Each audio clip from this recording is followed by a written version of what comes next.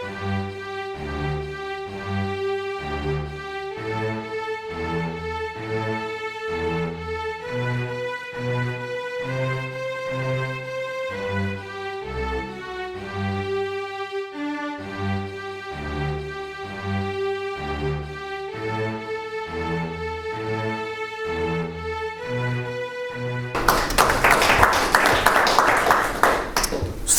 this is going to be quick. We're going to get you back on time because I go fast. You may know me from podcasts such as Radio Free HPC, Damn That DRAM, or You Got Servered.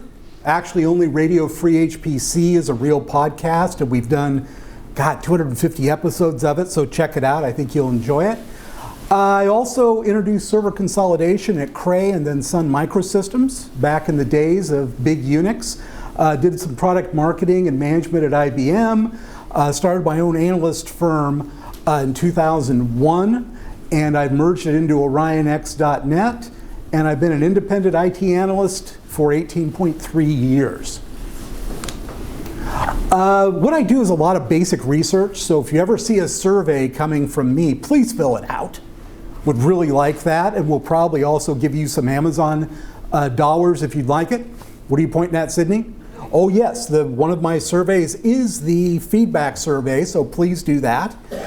I also do a lot of writing for HPC Wire, Inside HPC, and the Next Platform. As Sydney mentioned, I'm the historian and the analyst and the head cheerleader for student cluster competitions. That's a big website if you're interested in finding out more about those. And I'm head of research for OrionX. I work with a lot of companies that are trying to bring products to the market, trying to introduce things, trying to sharpen up their product marketing. And today we're going to look at a highly interesting, very early stage company that I'd like to get your feedback on, actually, on what they're pitching, how they're pitching it, and if this might make sense for HPC data centers. So first thing is kind of some boilerplate. As you all know, data centers are growing. It's kind of endless. Insatiable electricity use. Can't get as much energy as you want or need. Also have a problem with CO2 impact. And the price of energy is rising. I don't know about you folks, but the last I looked at sort of the worldwide average electricity costs, about 19 cents, 20 cents US per kilowatt hour. What do you guys think? What are you paying? Do you know? About 10 pence. About 10 pence. Yeah, I can't convert that in my head. About equal. It's about equal. I know Germany is very high, for instance. Some of the countries that are using different kinds of things are lower, of course. Texas is pretty low, where Sydney lives. And it's expected that demands are going to grow from data centers 3x over the next decade. HPC market size, you know that, growing at about 7.5% compound annual growth rate, which is pretty sporty. Large systems growing at 23%, and more folks are using off-site HPC data centers. And you'll see why that's important. This is from a survey I did a couple of years ago, just showing in general terms that around 60% of data center managers are finding power supply, floor space, and cooling load to be a significant concern. And I'm sure that you all see that as well, right? Heads nod? Yeah, okay. Couple of ways to go about this. Nuclear energy, if you're really interested in mitigating CO2, does a great job, but it's impossible, at least in the US, the regulatory climate for it. You can go more this different with wind and solar. Doesn't work so well at night. Doesn't work so well when it's calm. So you need a lot of battery power. The offset credits don't help eliminate CO2 if you're concerned about that, because you're still on the grid, you're still using electricity. And it's expensive and getting more expensive over time. Here's the solution. Now we're getting into the meat of this. Shallow well geothermal power. Now most geothermal wells have to go down thousands of meters, right? To get down to the liquid that's hot enough in order to make it worth it. What these guys have done is put together a modified Stirling engine that can generate megawatts of power from liquid that's between 71 and 93 centigrade, 160 to 200 degrees Fahrenheit. That's the secret sauce. That's the big breakthrough. Modified Stirling engine, not that expensive to build, very inexpensive to operate. Closed loop, quiet, no odor, should last about 40 years.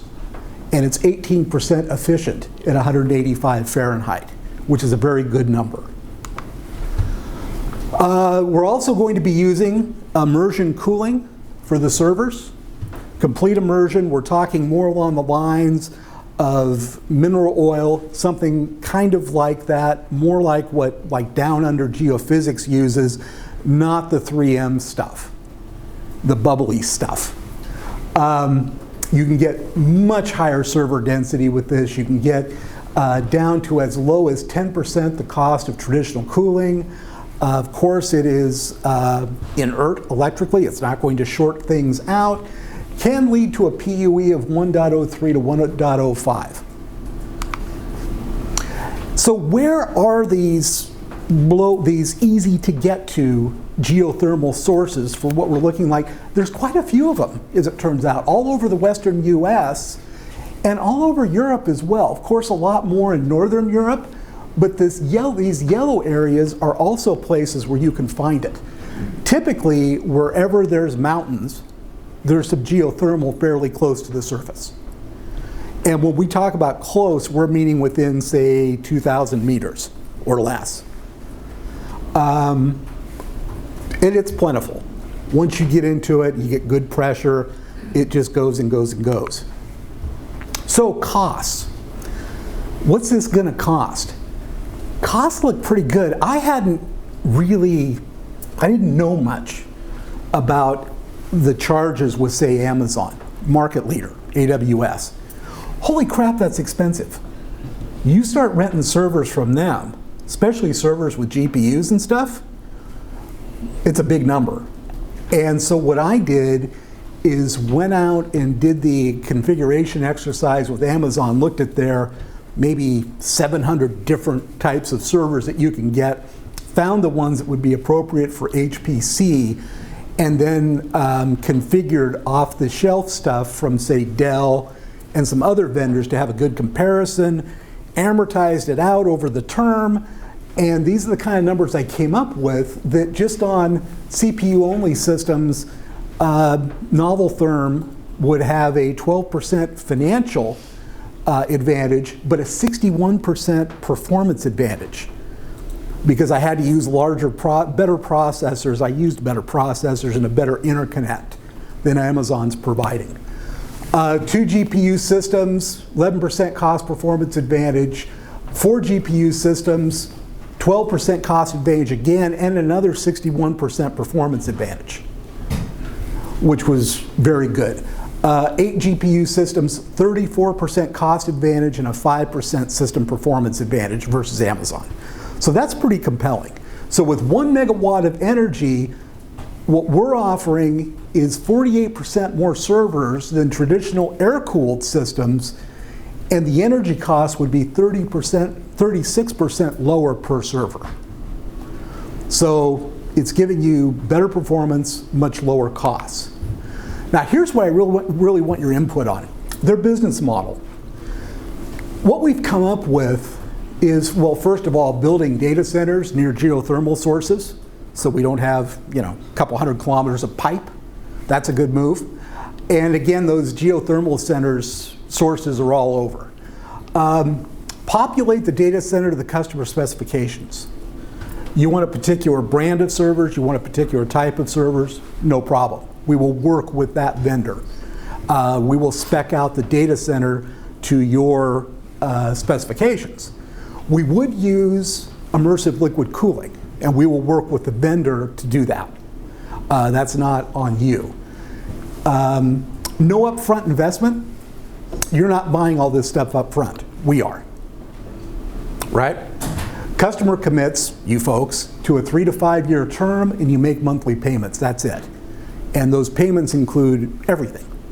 Electricity, the data center itself, et cetera, et cetera, et cetera. And we will keep it physically secure. One thing that we don't do, that you would get from Amazon, is all sorts of hand-holding software. Because you're not sharing the systems. The systems are all yours. So we don't have to worry about putting all sorts of virtualization software on there and billing management software and usage management and monitoring and all of that. These servers are yours to use. And you can use them 100% of the time, whatever. That's not up to us. We're just providing the space and the boxes themselves to your configuration. Risk, one of the things, I'm sort of the guy that helps them out with the IT knowledge.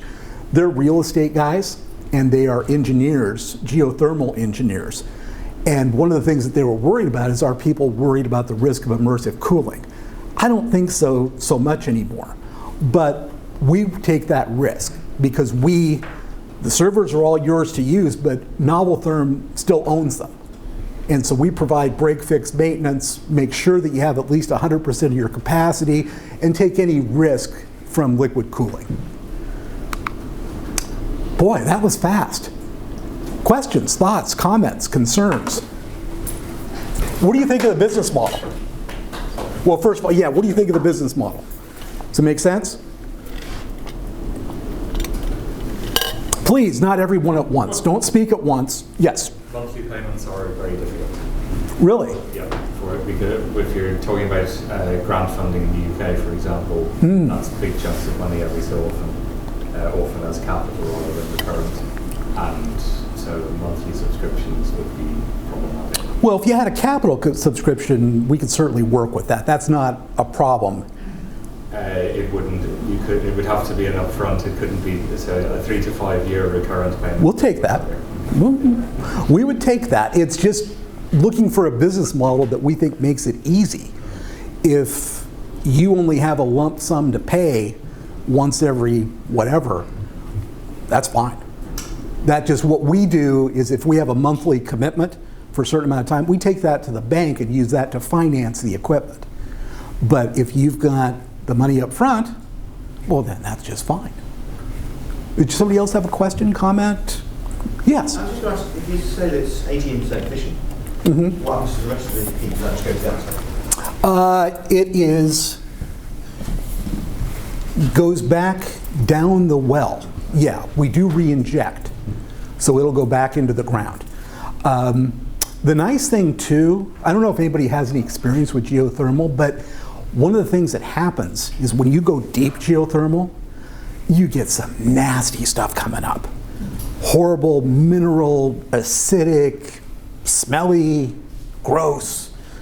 And it costs a whole bunch of money to keep that well clear. When you go shallow, you don't get as much of that. It's much easier on the equipment. It's much easier to keep the wellhead clear and to re-inject and all of that. So that's another advantage. So, what do we think? Is this a company that can be successful in HPC data? Yes? The question on the power backup. So, say you're running this power, this unit at 5 megawatts. Would you 5 megawatt backup on the grid? Yes. Right. So, what is the availability then? So what failed? The Stirling engine? Stirling engine could potentially fail, but in our tests so far, not likely. Have not had any problems with it. It's expected to have it's engineered to have a 40-year life. If it does fail, we have there's going to be a grid backup. So you need all the switching gear, the expensive switching gear. There would be some expensive switching gear, yes.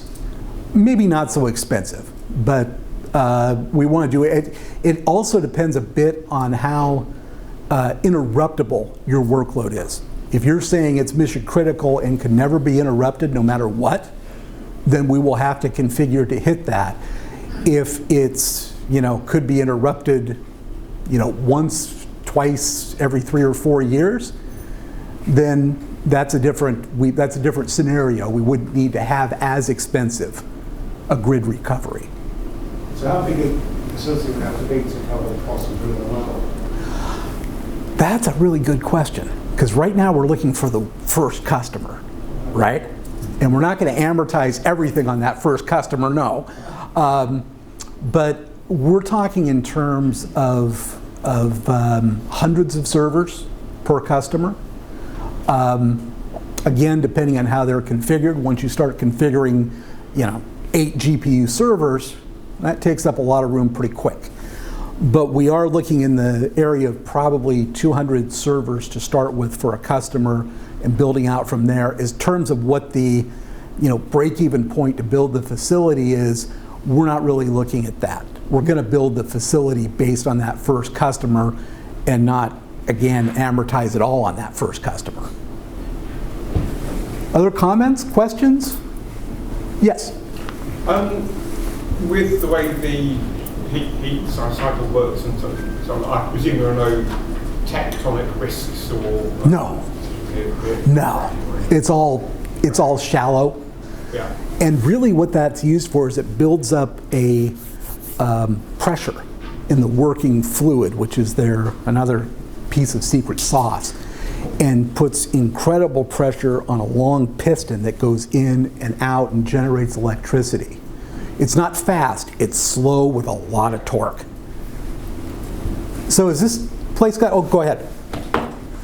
Why should I care about the energy source? Couple of reasons. If your organization wants to get credit for being 100% green, or can get money because they can do that, this is 100% green. Okay, so that's one. What about other providers offering the same sort of facilities but with that same claim? So what, they're buying offsets, for instance? So, I just had to quickly just check, but Vern Global. Oh, yeah, Vern does that in Iceland. 100% renewable. Yes. Still in Iceland, so yes. Benefiting from reduced cooling costs. Yes. Iceland's not that big a country. They're going to sink because of the data centers going in there. But you're right. That is a competitor. Vern Global does it along these lines, but they're using the grid power generated by the massive power plants of Iceland, the geothermal massive ones. They're not off the grid. This is off the grid. Or you can with a grid backup. But it's truly off the grid, and whatever happens to electricity pricing will not affect your pricing. Because again, we have our own little costs and all of that that's inherent in building the engine and all of that. The electricity is based on that cost. So something happens in Iceland, cost of electricity goes up, makes no never mind to you.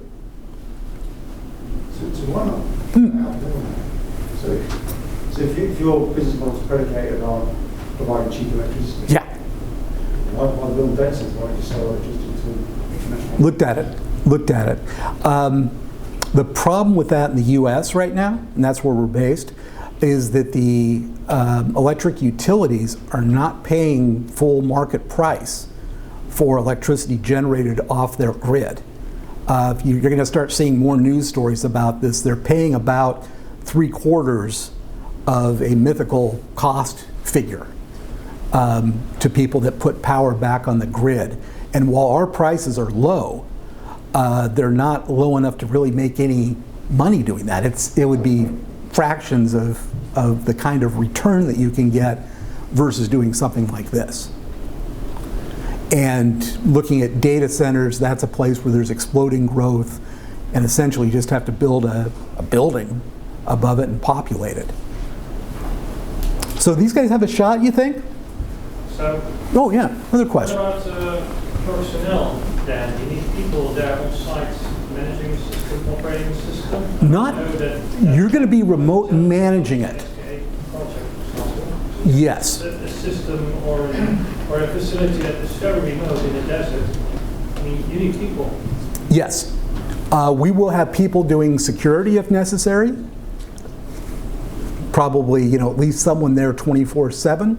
But in terms of engineering and people on site to handle your machines, That's probably going to be on you to provide. We'll do break fix and replacement.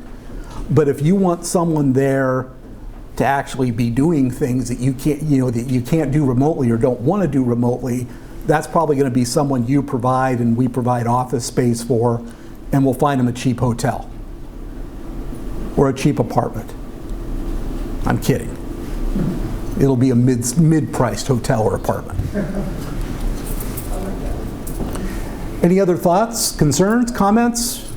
Do these guys have a shot to be successful in HPC? Yeah? Maybe? Maybe? No? Not sure? What's that? Just put one in the back garden. Yeah. Just less deep. Well, you know, I was talking to the guy when I first became a client of mine. I said, well, you know, I've always read a lot of fiction about survivalism and all of that with zombie apocalypses. I need one of these for my compound. 40-year life, geothermal energy. What's not to love for a survivalist compound? I'm all over that. He said, we'll work on it. We might be able to scale it down a little bit because I don't think I need a couple of megawatts. Anyway, thank you for the time. I really appreciate it.